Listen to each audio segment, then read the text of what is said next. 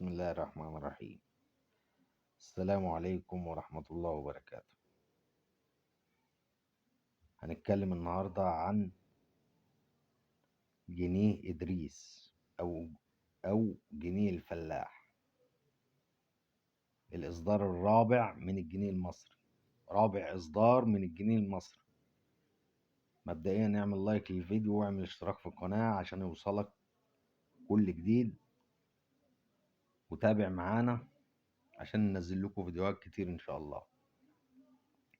كلامنا عن جنيه إدريس. أولا، اللي قدامك ده صورة، يعني مش أصلي، دي صورة من الجنيه.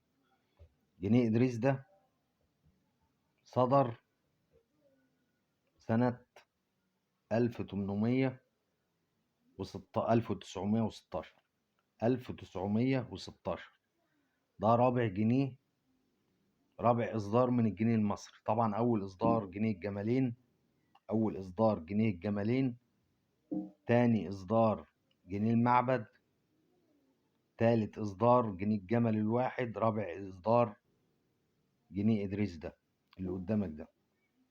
وده سعره غالي جدا، سعره غالي جدا. ليه سعره غالي؟ لأنه مش موجود، حاجة من النوادر اللي معاه عدد قليل. وده سعره يبدأ من 10,000 جنيه وممكن يوصل ل100,000 جنيه، وأكتر من 100,000 على حسب الحالة بتاعته، يعني لو حالة تعبانة أو متقطع أو متبهدل أو الكلام ده كله يعمل 10,000 جنيه. نسخة بقى أنصر، ودي استحالة تلاقيها طبعا، ممكن يخش في 70-80 ألف. ده استحالة طبعا. شوف الجنيه أهو، كان شكله كده بالمنظر ده، عليه صورة الفلاح اللي هو كان جناين الملك فؤاد أبو الملك فاروق، أو صورته أهو. ده كان الجناين بتاعهم، وده الظهر بتاعه أهو، مكتوب عليه البنك الأهلي المصري،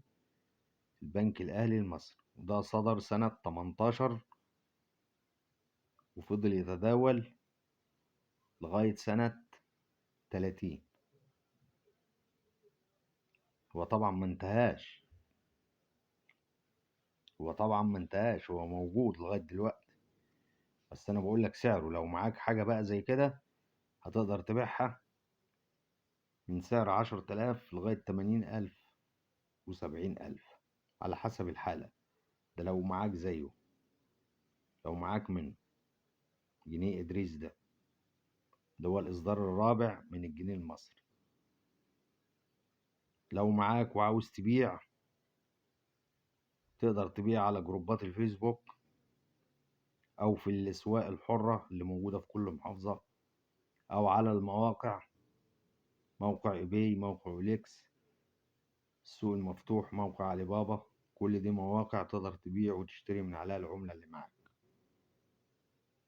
المهم تكون عملتك نادرة وحاجة مش موجودة عشان تقدر تبيع وتستفاد بالعملة اللي معاك. اعمل لايك للفيديو واعمل اشتراك في القناة. انتظرونا في فيديوهات تانية، والسلام عليكم ورحمة الله.